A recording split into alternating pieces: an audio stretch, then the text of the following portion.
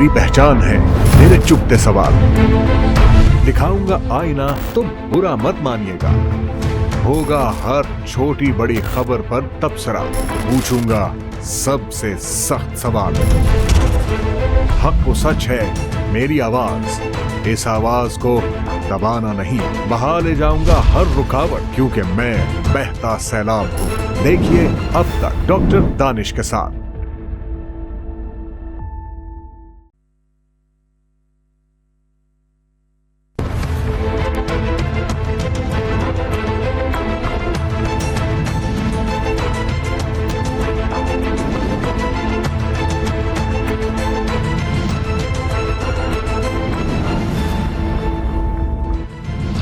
नाज़रीन अस्सलाम वालेकुम। अब तक डॉक्टर दानिश के साथ हाजिर हैं।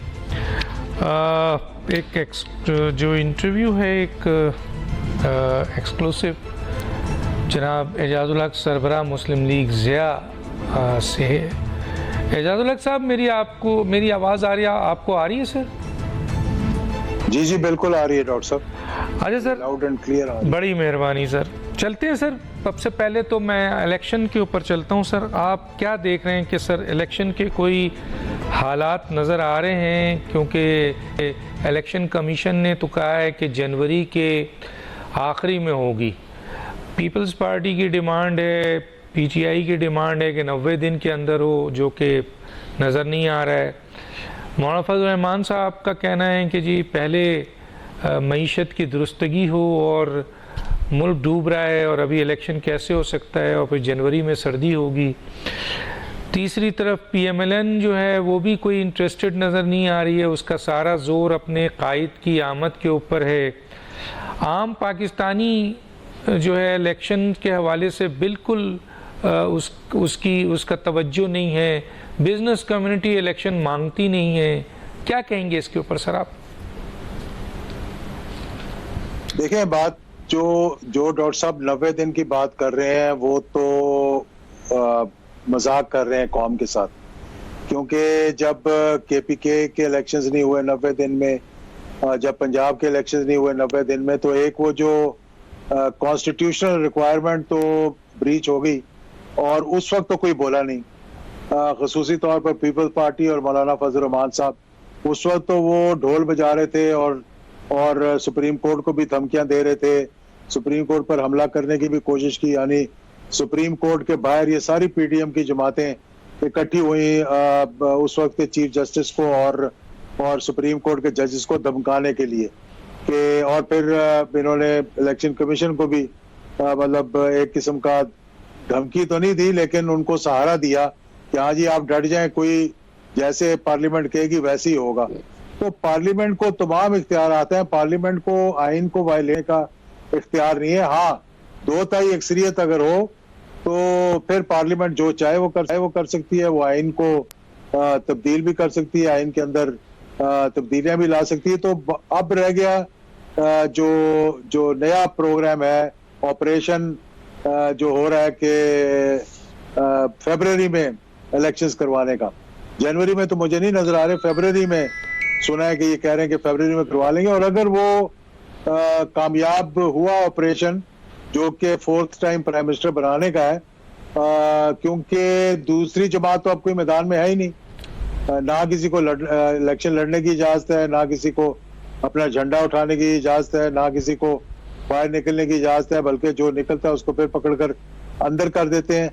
तो फिर जब एक ही शख्सियत जिसको लाकर प्राइम मिनिस्टर बनाने का इनका शौक है तो वो भी पूरा कर लें, उसके लिए इलेक्शंस करवाने की तो जरूरत नहीं है। मेरा ख्याल है कि अगर वैसे ही लाकर बैठा दें तख्त पे, तो कौम की इस वक्त जो हालत है, जो मजबूरियां हैं, जो महंगाई है, जो बेरोजगारी है, जो 16 महीने का तोहफा है, जो लाकानूनियत है, जो दहशतगर्दी मुल्क में हो रही है, उसमें लोग वैसे ही मुतमईन होंगे, क्योंकि उनमें बाहर निकलने की तो हिम्मत आई नहीं, ना ही वो अफोर्ड कर सकते हैं इस वक्त सड़कों पे आना।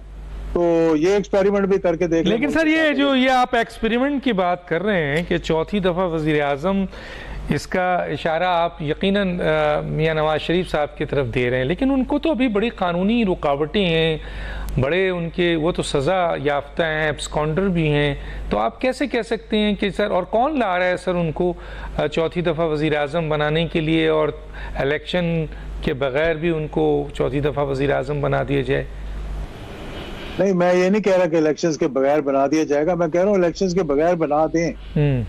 इतनी जो पापड़ बेलने पड़ेंगे कि एक शख्स जो एक माह के लिए गया 4 साल मुल्क में आया ही नहीं, वो डिक्लेयर हुआ absconder by the courts of Pakistan, उसको वहां बैठकर उन्होंने डिप्लोमेटिक पासपोर्ट दे दिया ताकि उनको एक डिप्लोमेटिक कम्युनिटी मिल जाए वहां पे, कि वहां से कोई कह ना सके कि आप मुल्क छोड़ के चले जाएं या वगैरह वगैरह।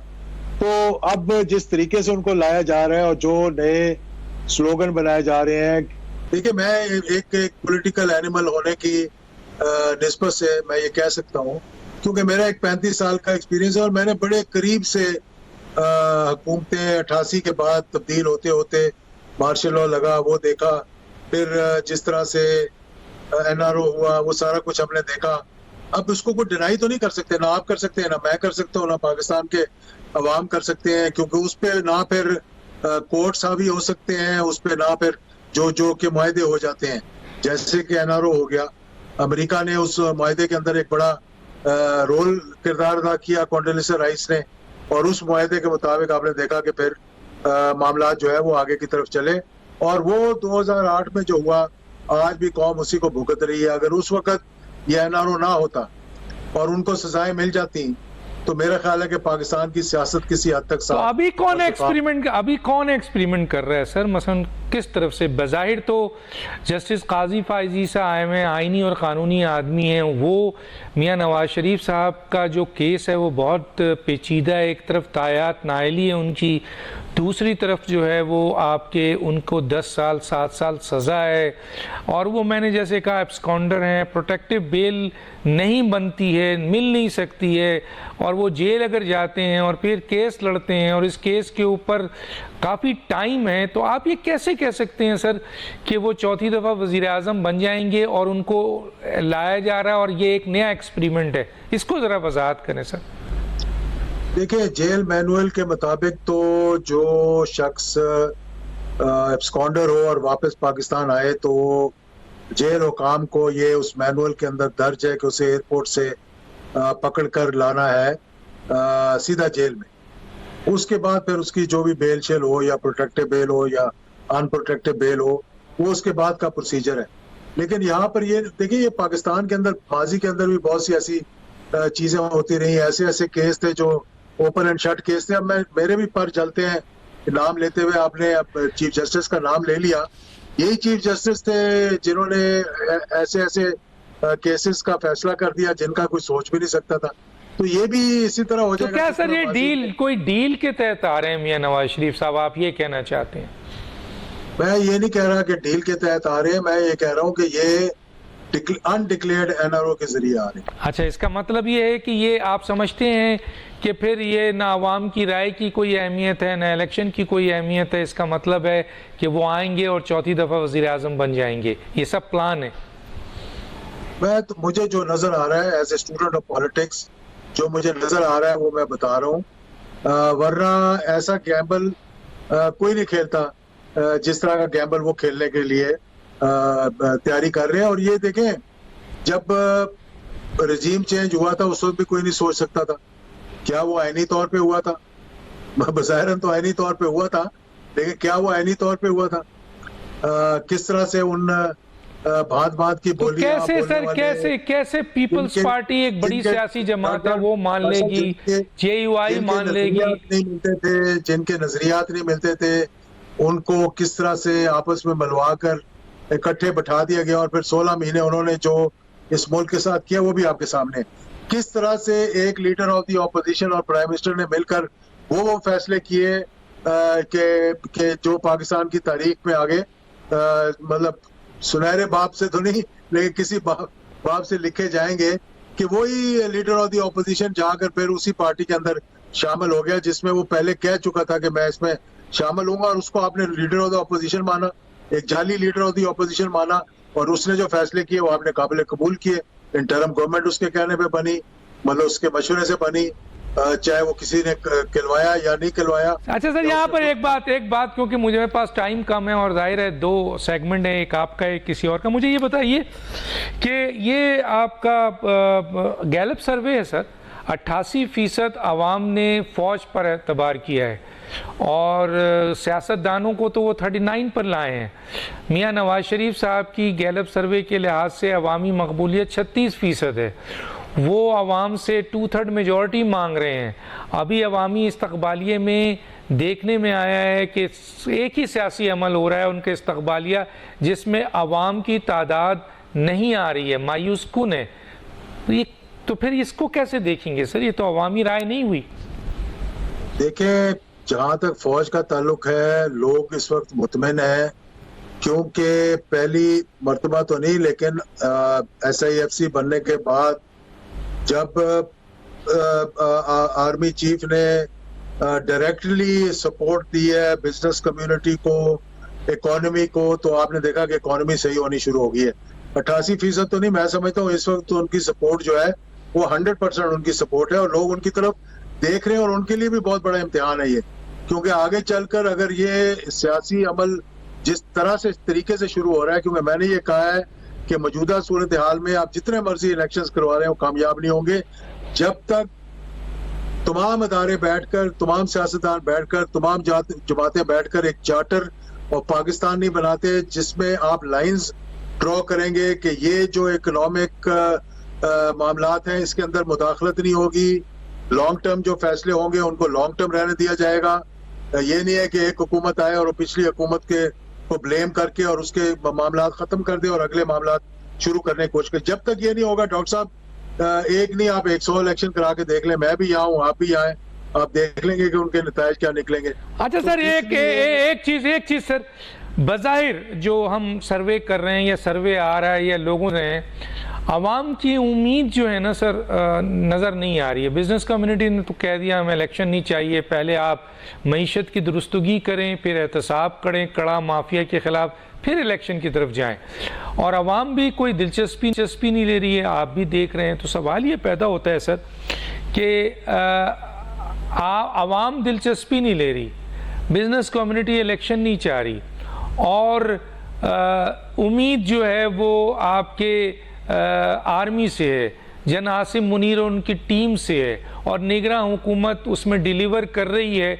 जो 16 महीने में नहीं हो सका वो 3-4 महीने में बहुत कुछ डिलीवर नज़र आ गया। तो फिर सर ये तो आवाम की आखिरी उम्मीद हुई ना। अगर ये भी नुकसान पहुंच गया इस मौजूदा ट्रस्ट को, तो फिर क्या होगा सर?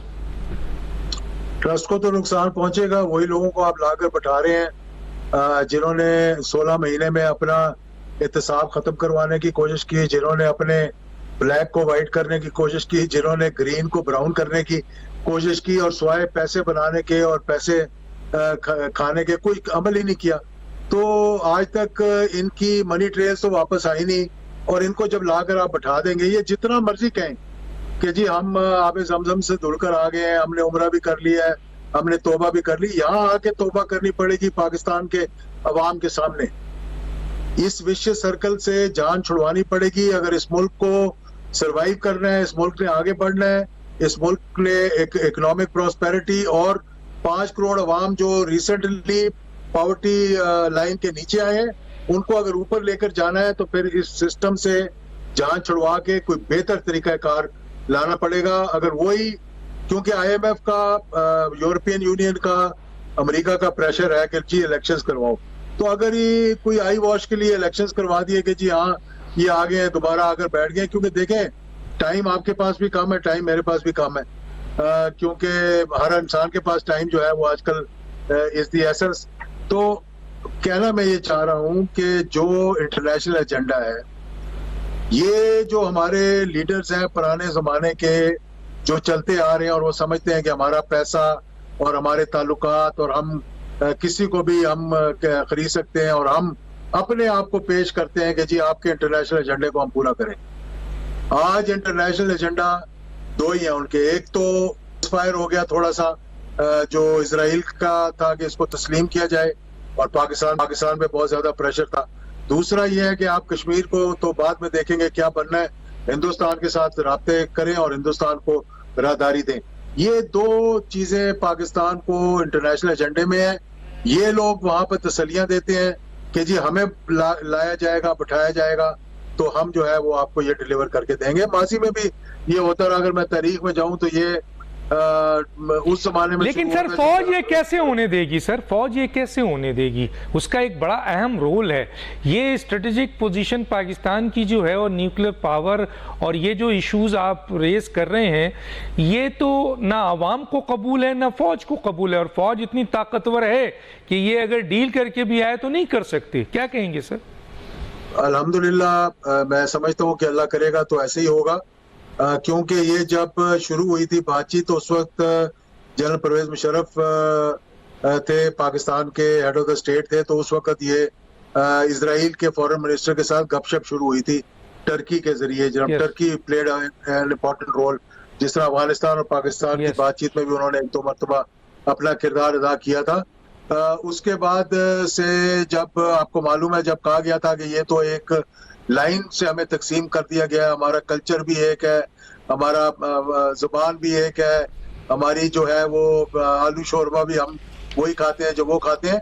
उस वक्त जब से वाजपेयी यहाँ आया था और परवेज मुशर्रफ साहब ने अपना स्पैनर बीच में डाला था, उसका मकसद ही ये था कि हिंदुस्तान को एक ही चीज चाहिए और वो चाहिए राहदारी वागा से लेके तोरखाम तक, ताकि उनको एक्सेस मिले सेंट्रल एशिया का। और वो कहते हैं जी कश्मीर पे बातचीत करते रहे लेकिन ये हमें पहले दे दें। और उस पे पाकिस्तान पे प्रेशर है, इंटरनेशनली पाकिस्तान पे प्रेशर है, अमेरिका का प्रेशर है, WTO का प्रेशर है और बाकी लोगों का भी प्रेशर है। तो उसमें हमें बहुत ही मुताद तरीके से एक अच्छे अंदाज में खुश असलूबी के साथ सारे मामला तय करने पड़ेंगे कि ये पाकिस्तान की प्रायोरिटीज है, ये हमारी हदूद है, इससे आगे हमने तजावज नहीं करना। इसमें रहते हुए अगर आपने इसी सिस्टम को चलाना है पार्लियामेंट, आप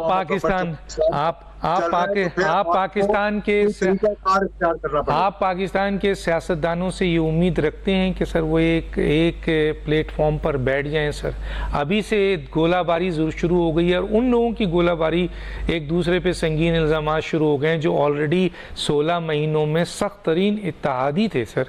तो एक तरफ इमरान खान साहब माजरत के साथ 1 मिनट से पहले ये सारे इकट्ठे होंगे, एक इशारे की जरूरत है। अगर नहीं बैठेंगे तो आप मुझे कह देना एजाजुल हक साहब, हम आपको मुल्क बदर भी कर रहे हैं और सियासत से भी दस्तबरदार हो जाएं आप। ये अच्छा क्या बातें कर रहे हैं? अच्छा सर, नेशनल आपका क्या ख्याल है, ये पाकिस्तान अपने कंधों पे चढ़कर या अवाम के कंधों पे चढ़कर आ रहे हैं? ये तो हर चीज करने के लिए तैयार है, मैं आपको बता रहा हूँ। 1 मिनट से पहले ये सारे इकट्ठे होंगे, इशारा सही जगह से आना चाहिए। अच्छा सर, नेशनल एक्शन प्लान भी हुआ था, याद है आपको APC के ज़माने में? उस ज़माने में भी ये लोग बैठे थे, लेकिन उस पर अमल दरामद कहाँ हुआ सर? नहीं, अमल दरामद तो खुद नहीं किया ना, हुकूमत ने नहीं किया ना। यही तो मैं कह रहा हूँ कि अगर आज ये बैठ भी जाए कि मईशत की बेहतरी के लिए, अवाम को इन मुश्किल हालात के लिए से निकालने के लिए, क्योंकि किसी सियासी जमात को मैंने ये नहीं देखा हमें जितवा दो, हमें 2/3 मेजॉरिटी दे दो, हमें इलेक्शन में ले आओ, लेकिन जब उनसे पूछा जाता है कि मौजूदा मईशत से निकलने और अवाम को बदतरीन मसाइल से निकालने के लिए आपके पास कोई रोड मैप है, तो उनके पास नहीं है।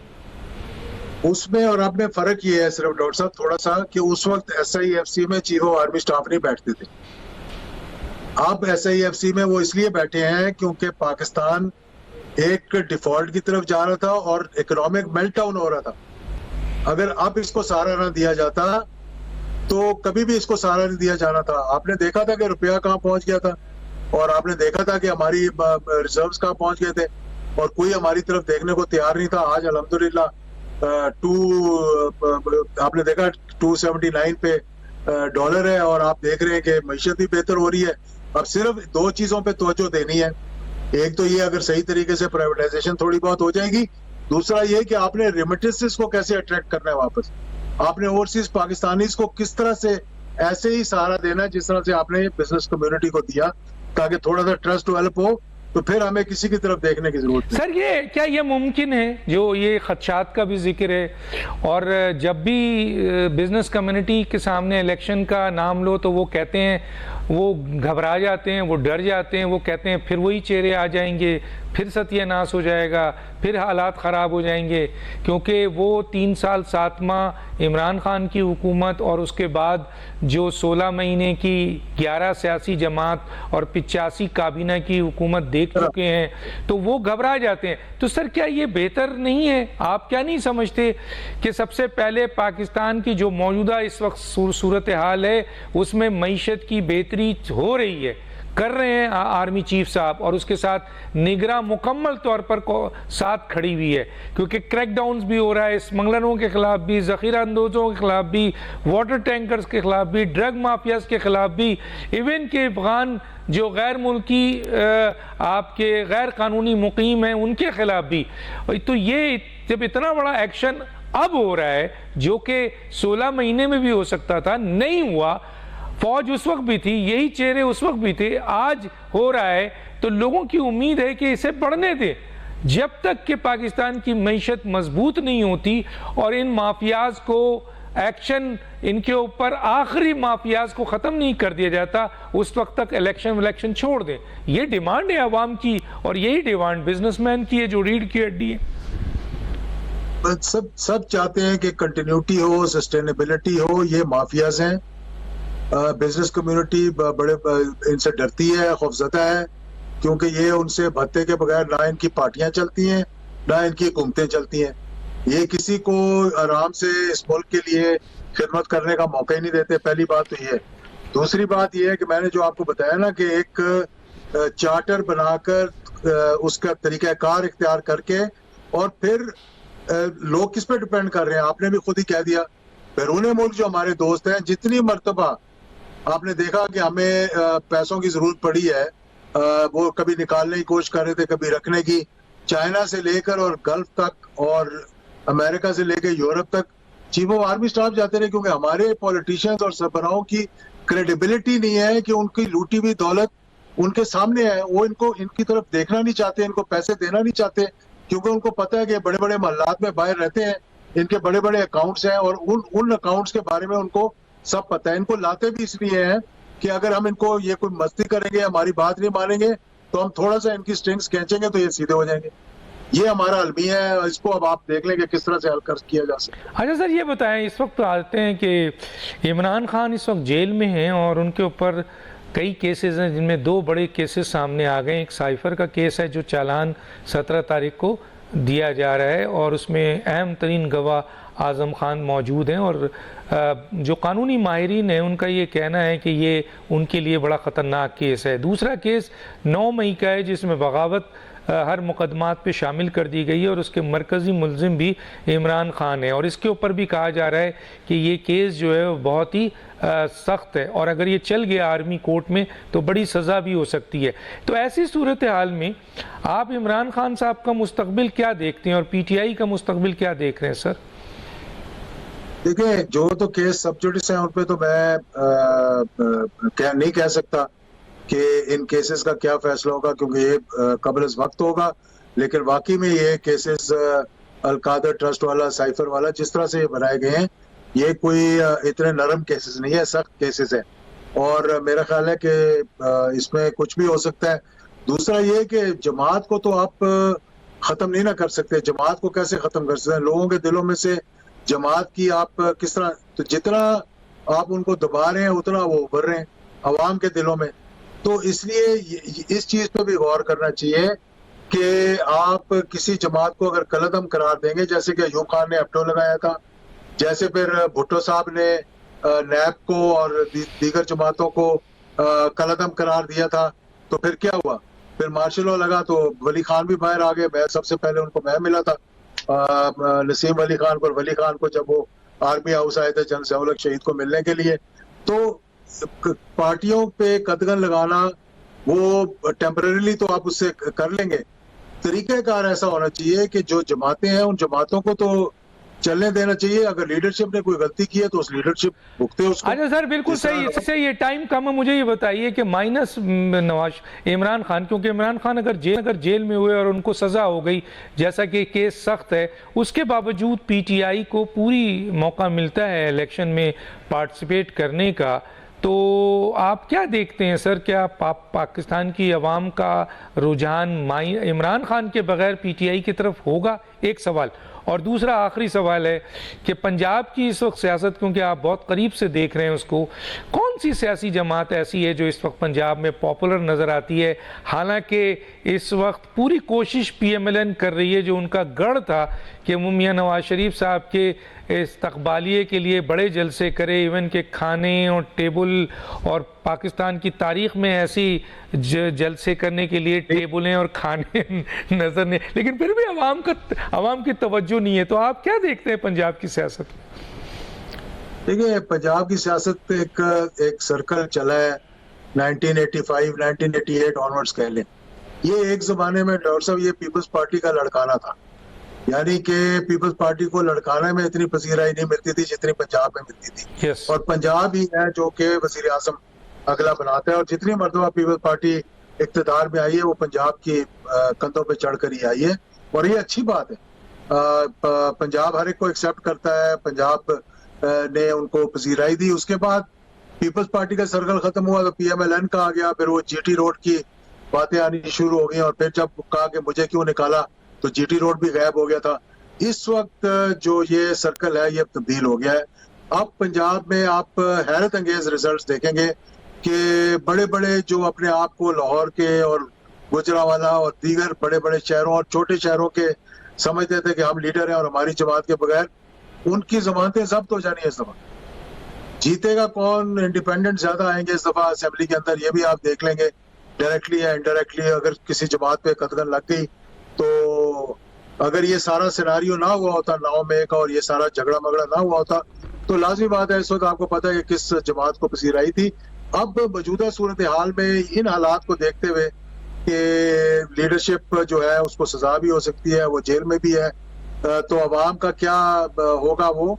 लेकिन अब ये जो सर्कल है ये चेंज होगा पंजाब के अंदर, और अगले इलेक्शंस में पूरे पाकिस्तान की मैं बात कर रहा हूँ केपीके समेत कि ज्यादा इंडिपेंडेंट नशिस्तें आएंगी बजाय जमातों। अच्छा सर, आखिरी सवाल, तहरीक लब्बैक पाकिस्तान की अफरादी क़ुव्वत तो हम देखते हैं जलसे में बहुत बड़ी क़ुव्वत आती है, लेकिन वोट में वो मुकाम नहीं आता, लेकिन आप काफ़ी इंक्रीज कर रहे हैं, इनकी कोई जगह बनती है, आप नज़र आती है सर?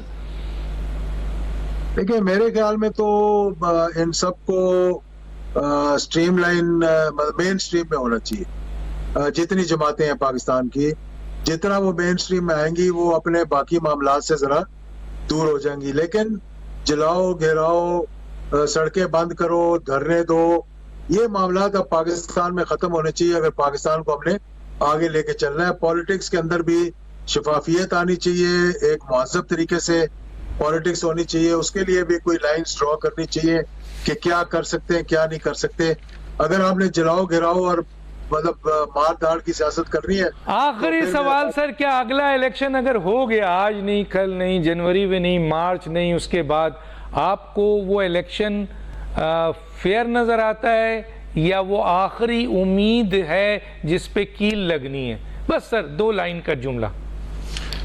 अगर इलेक्शंस फेयर नहीं होगा तो डॉक्टर साहब बहुत नुकसान होगा। मैं तो ये समझता हूँ इलेक्शन ट्रांसपेरेंट और इलेक्शन फेयर होना चाहिए जब भी हो। मैं नहीं कहता जनवरी में कराएं, फरवरी में कराएं, नवंबर में करवाएं। फ्री एंड फेयर इलेक्शन होना चाहिए, ट्रांसपेरेंट होना चाहिए कि लड़ने वाला भी ये कहे और वोट डालने वाला भी ये कहे कि जो मेरा हक था वो मुझे मिल गया, और जो डालने गया है वो कहे जो मैंने जिसको डाला था उसको मेरा वोट लगा। तो कम से कम सियासी तो ये मुश्किल हो जाए, बहुत बहुत बहुत नुकसान पहुंचेगा। आप सही कह रहे हैं, और आवाम का जो ये आखिरी उम्मीद है वो भी बड़ी डैमेज होगी। तो उम्मीद को, मेरा ख्याल है कुछ लोग कह रहे हैं अभी उम्मीद को 2024 के दिसंबर तक जाना चाहिए, तो उम्मीद को जाना चाहिए सर। मैं तो ये कह रहा हूँ कि सबको बैठाएं, सबसे बात करें, मुल्क के हालात देखें और मामलात को सॉल्व करें। बाहर बड़े ही कर सकते हैं। आपका बहुत शुक्रिया। आप नाज़रीन एक छोटा सा ब्रेक लेंगे, फिर वापस आते हैं।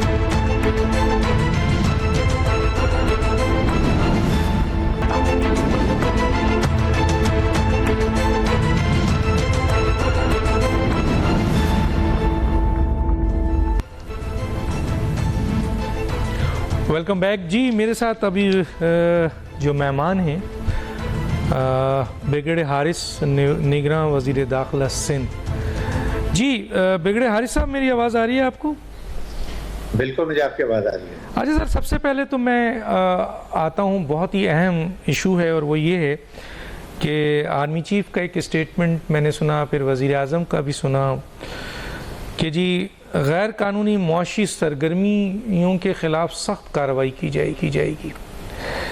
तो सर सूबे सिंध में तो गैर मुआशी सरगर्मियाँ बहुत ज़्यादा हैं और मैं कई इंडिविजुअल चीज़ों पे आऊँगा, लेकिन मैं पहले आपसे ये पूछना चाहता हूँ सर कि आपकी हुकूमत जब से आई है वो गैर कानूनी मुआशी सरगर्मियों के ऊपर आपने क्या काम किया है? कुछ प्रोग्रेस है, कुछ काम है, तो हमें ये बताइए सर। देखें doctor Danish, we are very particular about it कि पाकिस्तान की इकॉनमी, आपको पता है कि they is in difficult situation, we want to revise it, और इसके लिए हमने बड़े ही इकदाम करे। नंबर 1, हमने एंटी स्मगलिंग, जो हमारी इकॉनमी को दिमाग की तरह चाट रही है, जिसमें आई वुड से कि डीजल और पेट्रोल बलूचिस्तान से सिंध में आता है, फिर उसके बाद आपके सामने स्मगल छालिया, फिर उसके बाद सबसे बड़ी जो है ये गुड्स बहुत ज़्यादा तादाद में, जिसमें इलेक्ट्रॉनिक्स है, कपड़ा है, ये हमने कस्टम इंटेलिजेंस, रेंजर्स, पुलिस ने मिलकर में बहुत रिकवरीज की हैं।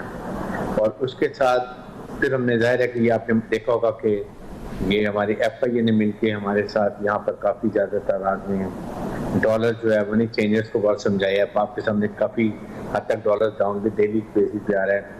और सबसे बड़ा जो हम काम कर रहे हैं वो हमने बॉर्डर बलूचिस्तान का सिंध का सील किया हुआ है कि यहाँ से जो जितना अफगान ट्रांसलेट का सामान जाता है वो वहाँ से वापस होके वहाँ पर वो सेंट लेशिया में बेचते हैं, पाकिस्तान से वो रुपयों में लेके जाते हैं और वहाँ जाके डॉलर में कमाते हैं। और ये तकरीबन 4 बिलियन डॉलर का सामान है, which we have been very serious.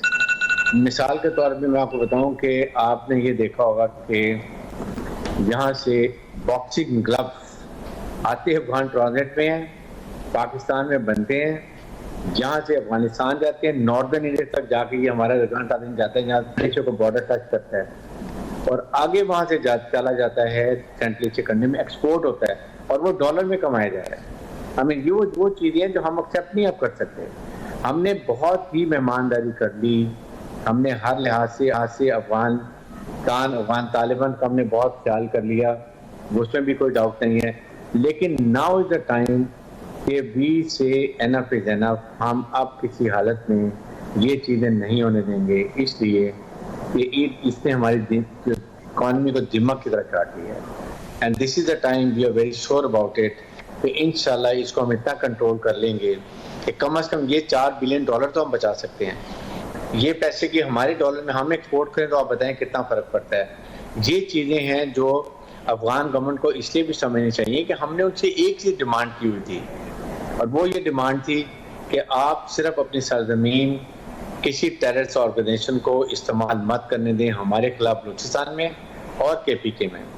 They have not done anything for us. अच्छा सर, एक बात बताएं सर, मुझे जो यहाँ पूछना है वो ये है कि आपने ये बताया कि ये सारे एक्टिविटीज़ हो रही थी, इवन कि हमने ये भी सुना कि ईरानी तेल जो आ रहा था उससे भी तकरीबन 80-70 बिलियन का लॉस हो रहा था और उसके ऊपर शायद आप इसकी सही वजाहत कर सकते हैं। एक आध जगह से जो हमारी इंफॉर्मेशन है बहुत अहम कि तकरीबन 29 सियासतदान इसमें इन्वॉल्व हैं और 95 इंतज़ामिया के लोग। जाहिर है ये जो माफियाज है, ये ज़ख़ीरा अंदोज़ हैं, ये जो आपके डॉलर स्मगलर हैं, ये जो क्रिमिनल्स हैं, ये जो लैंड माफिया हैं, ये जो वाटर टैंकर माफिया है, इसके ऊपर सबके ऊपर मैं आऊँगा।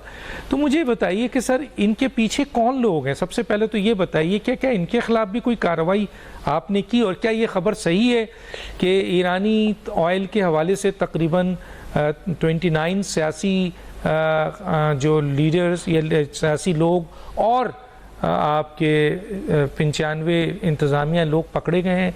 जी, उसमें देखें बात यह है कि I would not like to comment. I know कि पॉलिटिकल इन्फ्लुएंस, पॉलिटिकल गवर्नमेंट होती है, सिस्टम होते हैं, चल रहे थे। I don't want to look back, that is the job of the सबका है, और ख़ास तौर पे हम पोलिटिकल विक्टिमाइजेशन नहीं कर रहे हैं। वी डोंट वांट से कि इस वक्त ये प्रॉब्लम हो गई, वो हो गई। Rest assured there is no system now. Number 2, तमाम पुलिस के DIGs, SPs, SHOs, DSPs हमने सारे सोच समझ के इस पर एजेंसी क्लियरेंस करा के उनको लगा दिया है। अभी उनको एक हफ्ता 2 हफ्ते हुए हैं। So we are checking. बहुत ज़्यादा तादाद में होर्डिंग का सामान हमने पकड़ा है। स्मगलिंग का यूसुफ गोड के कमांडी के एरिया में बहुत ज़्यादा हमने तादाद में पकड़ा है। अब हमने इसको रोके। मेरा एम पहले फोकस किया कि आइंदा ये हम काम को रोक लें।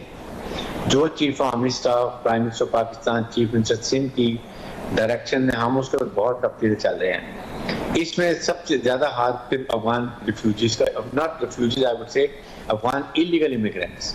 अफगान रिफ्यूजीज को we are not saying anything. जो रजिस्टर्ड है 1.4 million United Nation High Commission of Refugees में नादरा में, दे रिमेन आर मेहमान।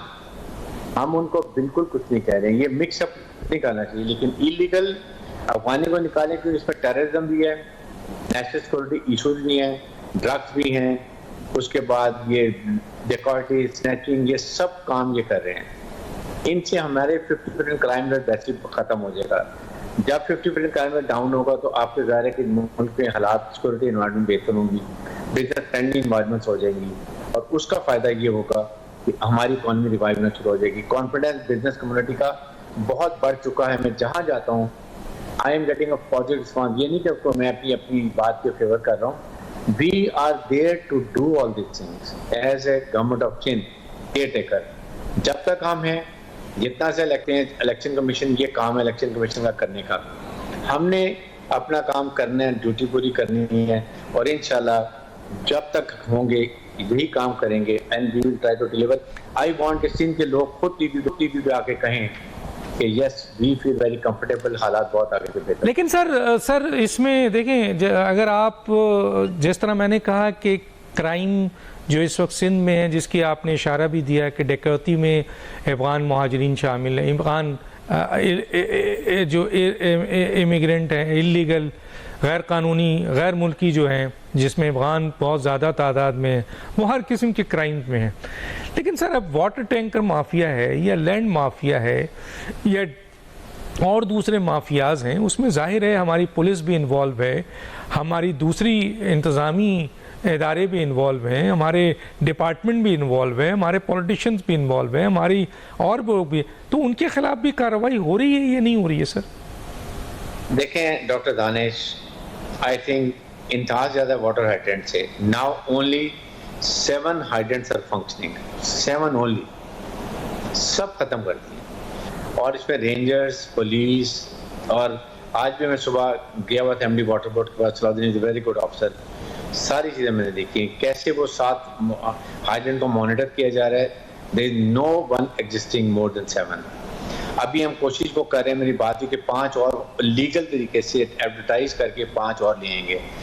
12 hydrants are more than enough.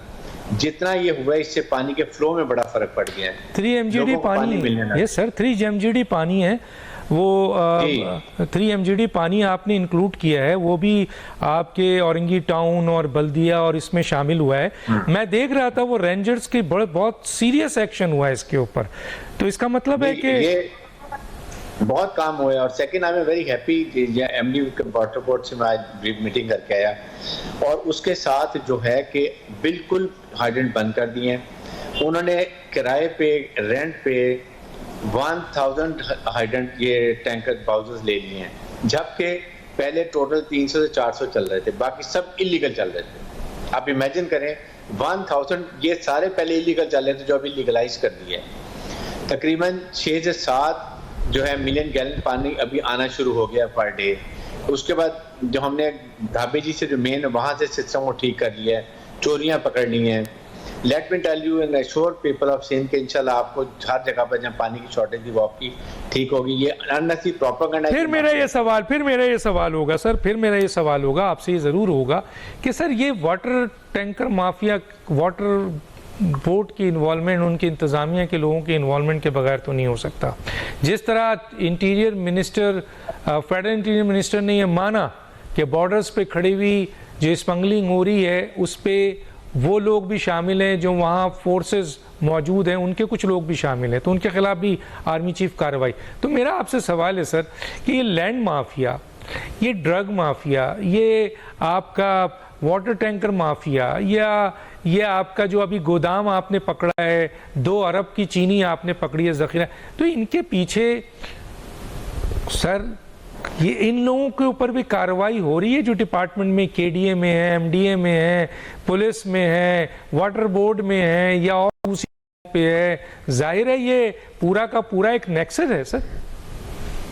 बिल्कुल, MD water board is taking action. अगर कोई लोग इनके इन्वॉल्व थे, उनके खिलाफ कर रहे हैं। वाटर जो थी इनकी बहुत ज्यादा एफआईआर कट गई हैं, यकीन करें बहुत एफआईआर कटी है इनकी। एंड यू विल सी इनका एक्शन क्या होता है। उसमें बड़े बड़े लोग इन्वॉल्व थे जिनके पीछे वो सब खत्म सिस्टम कर दिया है। यही बात है कि अभी हम इसको मॉडर्नाइज भी कर दिया है, इतना अच्छा सिस्टम निकाला है कि ऐप बना दी है। जिसने पानी का टैंकर बुक करना है उसको उसके ऊपर एक उसका कोड नंबर भी लगा दिया। अगर उसको सिर्फ कैमरे से निकालेंगे तो पूरी डिटेल आ जाएगी कि ये वाटर टैंकर कहाँ से चला है, रूट कौन सा है, मैंने खुद मॉनिटर किया, पूरा ट्रैक हो रहा है। उसके बाद इसका टोटल पैसे कितने बनते हैं, ड्राइवर का नाम क्या है, शनाख्ती कार्ड क्या है, एवरीथिंग इज नाउ रिकॉर्डेड। ये शहरियों को इसका फायदा उठाना चाहिए, कोई फालतू पैसा नहीं ले सकता, कोई ये आपको टाइम बाय टाइम मिलेगा। आपको ट्रैक अगर ऑफ ट्रैक होगा वो फौरन उस पे कंट्रोल रूम में आ जाए। 7 आइडेंट्स का मैंने खुद मॉनिटरिंग करके आया हूँ। सर आर्मी चीफ का एक जुमला मैं फिर रिपीट करूंगा। आर्मी चीफ कहते हैं कि जो दहशतगर्द हैं, चाहे वो मुआशी दहशतगर्द हों, चाहे वो कोई दूसरे दहशतगर्द हों, उनको किसी सूरत में नहीं छोड़ा जाएगा। और उनको भी नहीं छोड़ा जाएगा जो सहूलतकार हैं, जो मास्टरमाइंड हैं, जो मंसूबा साज हैं, जो इनको तहफ़्फ़ुज़ देते हैं। मैं तो उस तरफ आ रहा हूं कि आप उनके खिलाफ भी कार्रवाई उन सब की अफेयर कट गई हैं। आप वाटर बोर्ड से चेक कर लें, किसी को हमने नहीं छोड़ा, सारों के सील कर दिए हाइड्रेंट्स, सब के बंद कर दिए हैं। वहाँ पर अभी हमने मॉनिटरिंग शुरू कर दी है, कोई अभी इलीगल नहीं है। We are sorting out with ये यहाँ पर साइट एरिया में, कुरंगी एरिया में, कि उनको हमने पानी का सिस्टम कैसे। अच्छा सर, ईरानी तेल का क्या है सर? वो जो खबर थी ईरानी तेल में, जो 29 सियासतदान और 95 इंतजामिया के लोगों की लिस्ट बनी है और वजीर आजम को कही है। जाहिर है सर आप बाखबर हैं, और अगर आप इंटीरियर मिनिस्टर हैं तो आप हमें बताइए कि इसकी क्या पोजीशन है। देखिए, मैंने इसकी इतनी इंफॉर्मेशन नहीं ली है, मैं भी इसको एजेंसी ने ली होगी, we are in a position. लेकिन हमने तकरीबन 70 के करीब, आज 39 हमने 2 दिन के अंदर बाउजर और जो आ रहे थे बंद कर दिए, पकड़ लिए हैं। उनका इससे पहले हमने 60 पकड़े हैं। ये जब इनके बंद हो रहे हैं, इनके जो मालिकान हैं उनकी एफआईआर भी कट रही है, उनके ये हमने बाकी इक़्तिदार जब्त भी कर लिए हैं। उसका फायदा ये होगा, इनको मॉनेटरी जब लॉस होगा तो ये खुद आना बंद कर देंगे। नहीं, सजा नहीं होगी, सजा तो होनी चाहिए। बिल्कुल, सजा जो हमने एफआईआर काट दी, सजा तो कोर्ट में केस चलेगा। बिल्कुल, यहाँ तक हम कर रहे हैं कि जो सामान पकड़ा गया, ये चीनी पकड़ी गई है, आटा पकड़ा गया है, होर्डिंग का सामान पकड़ा गया है, हम कोशिश कर रहे हैं कि जल्दी से जल्दी केस प्रॉपर्टी खत्म हो, ताकि इसको हम ट्रिकलिंग इफेक्ट नीचे ला के हम ये आपके फेयर प्राइस शॉप पे, यूटिलिटी स्टोर पे आवाम को सस्ती चीजें दे दें, ताकि कम से कम चीजें जब्त करने को आवाम को फायदा, जब्त कर ले तो कोई फायदा नहीं है। इसको ऑक्शन नहीं करेंगे हम, we will give it to the people on a very low price के ऊपर। गरीब लोगों को इंश्योर करेंगे तो प्रॉपर सिस्टम को फॉलो करते हुए कि इस पे कोई नुकसान। अच्छा सर, इनके पीछे कौन था? ये जो 2 अरब की चीनी की आपने बरामद की है, बड़ा काम किया है, रेंजर्स का बड़ा काम है इसमें, पुलिस का आपका बड़ा काम है, तो ये कौन था सर जो ज़ियारत पे भागा हुआ था? सर ये कौन था, इसका मालिक कौन था और इसके पीछे कौन लोग हैं? और ये जो आपने यूसुफ गोट और दूसरी जगहों पे स्मगलिंग पड़ी है, इसके पीछे कौन था? और मेरा एक सवाल इस पे, मेरा सवाल यहाँ पर यह भी होगा सर कि लैंड माफिया के लिए आप क्या कर रहे हैं सर? बड़ी जमीनें पे कब्जा है, रेवेन्यू को डॉक्यूमेंटेड क्यों नहीं कर रहे हैं सर आप? डॉक्टर दानिश, ये जो है ना, ये सबसे अहम काम हम कर रहे हैं कि आप यकीन करें कि मैंने एक कमेटी डिस्ट्रिक्ट वाइज बना दी है, जिसमें डिप्टी कमिश्नर उस एरिया का, सुपरिटेंडेंट पुलिस, उसके बाद रेवेन्यू का जो है मुख्तार कार, इनकी हमने टीम बनाई है। ये जिसकी भी जमीन पे कब्जा है, जो अब हमारे पास कंप्लेंट लेकर आ रहा है, उसकी हम 1 विंडो ऑपरेशन में 1-2 दिन में वेरीफाई कर रहे हैं। जिसकी जमीन पे गैर कानूनी कब्जा हुआ वो हम कब्जा छुड़ा के देंगे। वी वांट कि बहुत हमारे ये बड़ी बात है, बड़ी बात है, बहुत बड़ी बात है, बड़ा फैसला है माशाल्लाह। और इस पे कोई कॉम्प्रोमाइज नहीं है। रेंजर्स, पुलिस एंड एनक्रोचमेंट की जो टीमें हैं ये हमारी उनको हेल्प आउट करेंगी, क्योंकि ये इतना बड़ा माफिया लैंड ग्रैबिंग का है। यकीन करें कि तकलीफ दे है, कितना जुल्म है। एक की पूरी प्रॉपर्टी हो और अब दूसरे दिन आके कोई उस पर कब्जा करके बैठ जाए। We are very strict on this, rest assured. और सेकंड, जब से मैं आया हूँ किसी की प्रॉपर्टी में हमने कब्जा नहीं होने, नॉट एट ऑल। एक भी मेरे पास आ जाए कि जी हमने 1-1.5 महीने में हमारी प्रॉपर्टी कब्जा हुआ है, they will be taken on top priority. तो ये कमेटी जो है सर, ये कमेटी का कोई फोन नंबर है जो लोग अप्रोच करें? कोई नंबर है, कोई चेयरमैन है? कौन है चेयरमैन सर इस कमेटी का? इसके रिस्पेक्टिव डीआईजीज, अपने DIG west, DIG east, DIG south. तो पुलिस तो इन्वॉल्व रही है सर, कब्जा कराने में तो पुलिस इन्वॉल्व है। अभी तो नहीं, देखें अभी चेंज हो गई ना, अभी सारी पुलिस चेंज हो गई है। डीआईजी, एसपी, डीएसपी सारे चेंज हो गए। दे नो, एक भी नहीं है पुराना। इसलिए अभी हम इसी हिसाब से इंश्योर कर रहे हैं कि इनकी कंप्लेंट और इमीडिएट कमेटी जाएगी, दे विल फाइनलाइज। डीआईजी मुझे बता देंगे कि जी ये सर ये this is what is final, please go at. Not a one किसी के नाजायज चीज पे अब कब्जा, जायज की पे कब्जा नहीं हो। ये मैं कन्विंस हूं इंशाल्लाह आपको हम करके देंगे। बड़ी अच्छी बात है। लेकिन सर ये बताइए कि ये जाहिर है कि लोग अप्रोच करेंगे और उस सूरत हाल में बहुत सारी ज़मीनें जिनके ऊपर कब्ज़ा है और बड़े बड़े माफियाज हैं, फिर वही वाला सवाल होगा कि सर ये जो कब्ज़ा कराने वाले और कब्ज़ा करने वाले लोग हैं, कब्ज़ा कराने वाले तो ये सारे लोग आ जाते हैं, लेकिन जो कब्ज़ा करवाते हैं सारा, उनके ऊपर भी तो हाथ आपको डालना पड़ेगा सर। बिल्कुल डालेंगे। हम अभी सारी इंफॉर्मेशन ले रहे हैं। अगर एक तो अभी सिस्टम खत्म कर दिया है, कोई कब्जा माफिया नहीं है, कोई कब्जा करवाने वाला नहीं है। कब्जा छुड़ाने वाली हमारी टीम है और मैं खुद हूँ, लेकिन प्रॉपर वेरिफिकेशन हर जगह से वेरीफाई करके तसल्ली करके, ताकि कोई किसी के नाइंसाफी नोट भी नहीं हो। अच्छा, यही एक सवाल रखूंगा सर कि क्या आप ये नहीं बेहतर करेंगे, जो डिमांड भी है कि आप अगर रेवेन्यू डिपार्टमेंट को डॉक्यूमेंटेड कर दें, क्योंकि आपका वो कर दें, क्या कहते हैं, अपना कंप्यूटराइज कर दें, क्योंकि एक एक पेशकार और एक एक वो तप्पेदार जो है ना, वो एक एक ज़मीन की 6-6 फाइलें हम पेश करता रहा है। तो सर इसका कोई तोड़ तो करें। हर आदमी फाइल लेके आ जाता है, वो भी पैसा देता है बेचारा। पूरा डॉक्टर दानिश पूरा कंप्यूटराइज्ड है, पूरी माइक्रोफिल्म बनती है, एवरीथिंग इज हियर। लेकिन जब आप काली भेड़ें पोस्ट कर देंगे किसी गलत एक इम्पोर्टेंट जगह पर, वो ये करते हैं। अभी अगर हमने ये देख लिया कि किसी की गलत ज़मीन की गलत चेंज हुई, खाता चेंज हुआ है, तो दैट मुख्तारिकर, that individual will be sorted, तपेदार will also be sorted out. उसको कोई माफ़ी नहीं है।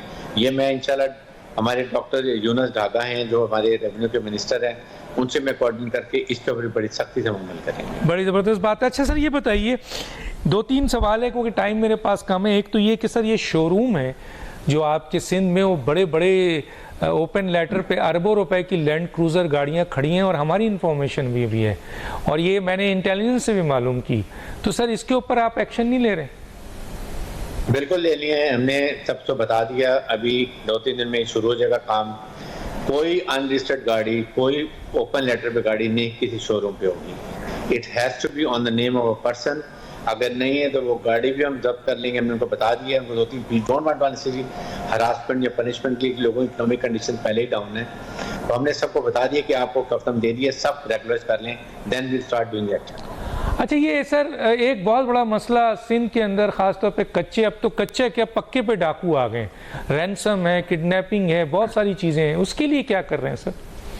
कच्चा और पक्का, एक तो आवाम को पता होना चाहिए कि दरिया के बाद बंद बनाया जाता है कि पक्के एरिया में घरों में पानी ना आए।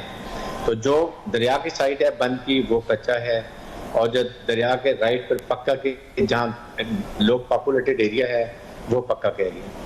हम दोनों के खिलाफ ऑपरेशन कर रहे हैं। सबसे पहले ऑपरेशन कर रहे हैं कि ये जो पक्के में लोग बैठे हुए हैं, जो सहूलतकार हैं, पथारीदार हैं, मिडल मैन हैं, जो कि आईज एंड ईयर्स हैं डिकॉइट्स की, उनको हम आंखें उनके कान बंद कर रहे हैं ताकि वो डिस्कनेक्ट हो जाए कच्चे के डाकुओं के साथ। यही उनको इन्फॉर्मेशन देते हैं, यही उनको टारगेट देते हैं। जब ये कट जाएंगे तो आपके पास बहुत ईजी काम हो जाएगा। नंबर 2, मैं खुद कच्चे के ऑपरेशन पूरा एरिया हम देख के आए, माइसल वाजिब हम दोनों गए हुए थे। साथ ही साथ हम इंटेलिजेंस बेस्ड पर टारगेटेड ऑपरेशन कर रहे हैं। हम ये नहीं कि पूरे एरिया में जाएंगे, जहां हमें इंफॉर्मेशन मिल रही है, डिफरेंट मीन हमने अब निकाल लिए हैं और हम कोशिश कर रहे हैं कि 2G वहाँ पर सर्विस लें। ये स्मार्ट टेलीफोन 3G 4G जो है ना, ये ख़त्म कर दें। ना वो वीडियो बना सकेंगे, ना वो कम्युनिकेट कर सकेंगे, ना वो तस्वीरें भेज सकेंगे। इससे बहुत ज़्यादा फ़र्क पड़ेगा। ये हमने अभी एफएस कमेटी में बात की है। आई थिंक फेडरल लेवल पे मिनिस्टर ऑफ इंटीरियर भी इस बात को लेकर गए हैं। ये पीटीओ वालों से बात करेंगे एंड देन इसके ऊपर इंशाल्लाह अमल होगा। इससे बहुत आसानी होगी डिपॉजिट्स को कंट्रोल करने में। अच्छा सर, मंशियात जो है ना बहुत बड़ी लानत है और पाकिस्तान में इंटर हो चुकी है। और आप जैसे कि आप खुद भी बता रहे हैं, उस दिन मैं आईजी साहब की बात सुन रहा था और डीजी रेंजर्स की भी बात सुन रहा था। उसमें यही था कि इसमें बहुत बड़ी तादाद जो है वो गैर मुल्की अफ़गानी जो इस वक्त इंटर हुए हैं वो बहुत सारे क्राइम के साथ इसमें भी इन्वॉल्व है। अब सर मंशियात आपके मोहल्ले, घरों, गलियों में आ चुकी है और बड़े एरियाज़ इसमें इन्वॉल्व हैं। स्कूल, गर्ल्स स्कूल तक घुस गई है। तो इसका आप कोई सद्देबाब कर रहे हैं सर? बहुत सख्ती से कर रहे हैं। हमने बहुत ज़्यादा तादाद में कैमाड़ी के एरिया में, ईस्ट साइड पर, हैदराबाद में, जहाँ जहाँ इनकी फैक्ट्री हैं, ये इसकी ख़ास तौर पे गुटके की, आइस की हमने वो पकड़ी हैं। स्मगलिंग बलूचिस्तान से हमने सील बॉर्डर किया है, वहाँ से नहीं आ रही। रिटेलर्स को पकड़े हैं। इवन ठट्ठा में बहुत ज़्यादा तादाद में पकड़ा है, सजावल में पकड़ा है, हैदराबाद में पकड़ा है।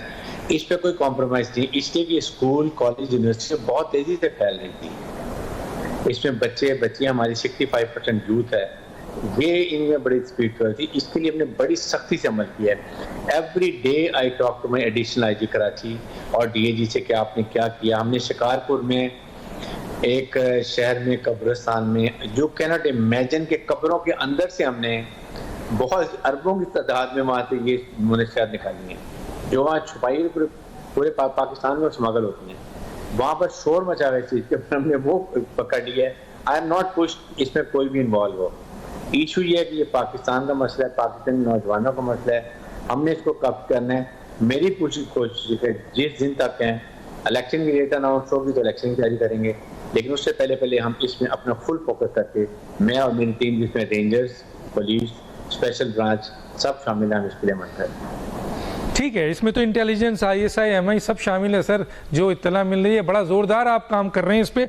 और ये बहुत बड़ी नेकी है कि आप पाकिस्तान की नौजवान नस्ल को मंशियात से बचाएंगे। एक सवाल जो ये है सर, वो ये है कि बहरहाल सियासतदान भी मौजूद हैं यहाँ पे और उनके लोग भी मौजूद हैं। GDA है, JUI है, MQM है और दूसरी सियासी जमातों ने वज़ीर आला सिंध की कारकर्दगी पे जो है ना वो आदम एतमाद कर दिया। वो कहते हैं कि ये वज़ीर आला का जो आमाजगा है वो एक सियासी जमात की आमाजगा बन गई है। इसके ऊपर सर आप कुछ राय देंगे हमें?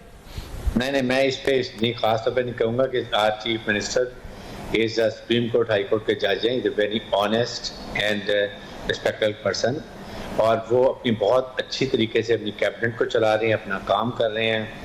मेरे ख्याल में ऐसी एक खास पॉलिटिकल पार्टी वैसी बात नहीं करें, क्योंकि अभी ना इलेक्शन हुए हैं, ना कोई बात है। टोटल इम्पार्शियल पुलिस फोर्स और काफ़ी ज़्यादा तादाद में ब्यूरोक्रेट चेंज हो गए हैं, तो मेरा नहीं ख्याल कि ऐसी कोई बात है इसकी। अच्छा सर, ये आखिरी सवाल बिल्कुल, और उसका एक लाइन जवाब दीजिएगा। आपके ऊपर भी एक सीरियस एलिगेशन आया कि आप नई बुलेट प्रूफ गाड़ी लैंड क्रूजर करोड़ों रुपए की जो है वो आप खरीद रहे हैं सर। इसका ज़रा वजाहत कर दें सर, मेरे पास तो आ गई थी, मैं आपकी वजाहत चाह रहा हूँ। डॉक्टर दानिश, मुझे पुटअप हुई थी असम्बली के 3 करोड़ गाड़ी की फॉर्चून बुलेट प्रूफ गाड़ी ली जाए। मैंने फ्लैटली रिफ्यूज कर दिया था विद रिकॉर्डेड मिनट शीट कि हमारा इकोनॉमिक क्रंच है, we can not afford it, we will never buy it. Third, मैंने ये कहा था कि हाँ, अगर होम मिनिस्ट्री की कोई गाड़ी है जो बुलेट प्रूफ है, कहीं अगर इस्तेमाल हो रही तो वो मुझे वापस इसलिए कर दीजिए पुरानी गाड़ी, क्योंकि हम ड्रग माफिया के खिलाफ कच्चे में ऑपरेशंस, उसके बाद ये स्ट्रीट क्राइम के बिल्कुल सर, बिल्कुल है। इसका मतलब है कि ये खबर गलत थी। आपका बहुत शुक्रिया बेगड़ी साहब। किसी स्टेज पर आप सलाह टेबल सामने बैठकर गुफ्तगू होगी, अभी तो दूर से बात हो रही है। उम्मीद है आप मजीद इस पे काम करेंगे और वो कारकर्दगी के साथ आप हमारे साथ बैठेंगे ताकि आवाम तक आगाही जाए। आपका बहुत शुक्रिया। डॉक्टर दानिश को याद दीजिए। अल्लाह हाफिज़।